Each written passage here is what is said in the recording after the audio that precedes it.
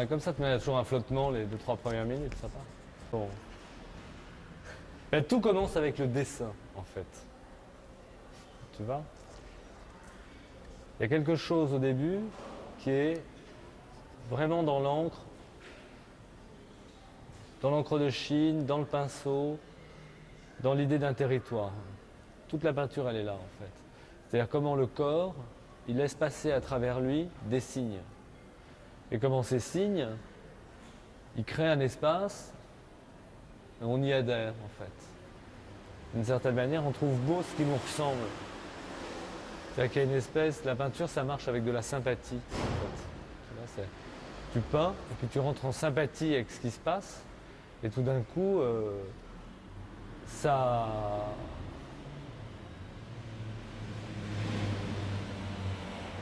quelque chose se passe.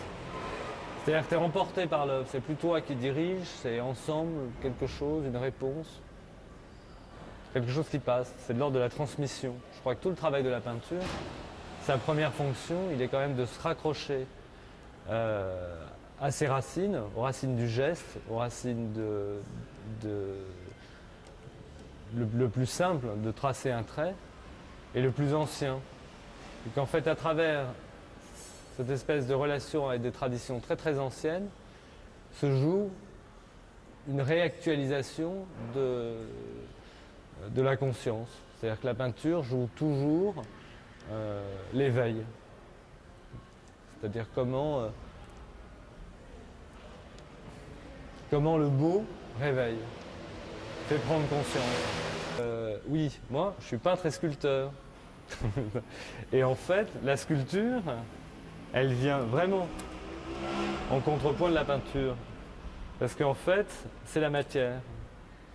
Tu vois, quand tu passes de l'encre de Chine à la peinture à l'huile, tu rentres dans la matière. Et c'est une matière extrêmement malléable, libre. Tu vois, c'est la boue. Et quand tu passes à la pierre, tu passes à la résistance. C'est-à-dire qu'en fait, tu composes avec la pierre. C'est la pierre qui te guide. Tu es obligé de résister. Je sais pas, je dis des conneries là. Ok, là c'est plus intéressant parce que tu as des dessins où tu as des plans où tu le vois en train de se... C'est qu'en fait, on est totalement dans l'idée du dessin. C'est vraiment comment l'ombre elle vient, comment la lumière elle tombe. Et tout le dessin il est dans cette espèce de compréhension de la forme. Voilà. Donc le dessin c'est du volume déjà. Et voilà, après moi ce qui m'intéresse dans la sculpture c'est de faire jaillir, c'est de découvrir. Moi je pense que les sculptures elles sont dans les pierres. Et en fait quand tu commences à accrocher des lignes, tu suis et finalement ça se révèle, quelque chose se révèle. Mais comme un trajet. Je n'ai pas l'idée de la sculpture ou je n'ai pas l'idée de ce que je vais faire, j'ai l'idée d'un trajet que je vais parcourir. Et ce trajet, je l'organise et je le suis, comme je sais que je vais tourner par là. Et c'est dans cette histoire qui se raconte en suivant les lignes que quelque chose passe qui n'est pas forcément de l'ordre de la conscience, qui arrive, quelque chose arrive. En fait, je crois qu'avec l'art, il y a quand même le moment du faire, et le moment du faire, c'est... On ne peut pas décrire ce qui n'existe pas. Et on ne peut même pas décrire l'intention de ce qui n'existe pas. En fait, créer, c'est s'abandonner à ce qui arrive. Et compter sur sa capacité de vivre, tout simplement. C'est-à-dire comment tu vis ce qui arrive. C'est-à-dire comment ce qui arrive te nourrit et que tu le renvoies plus vivant.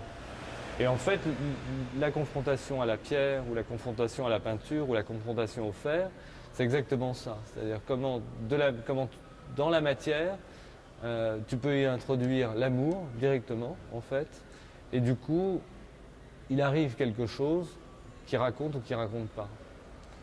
Mais après, si tu veux, c'est tout le travail d'analyse et de lecture des œuvres qui nous raconte ce que ça veut dire. Mais ce qui est en train de se faire n'est pas racontable.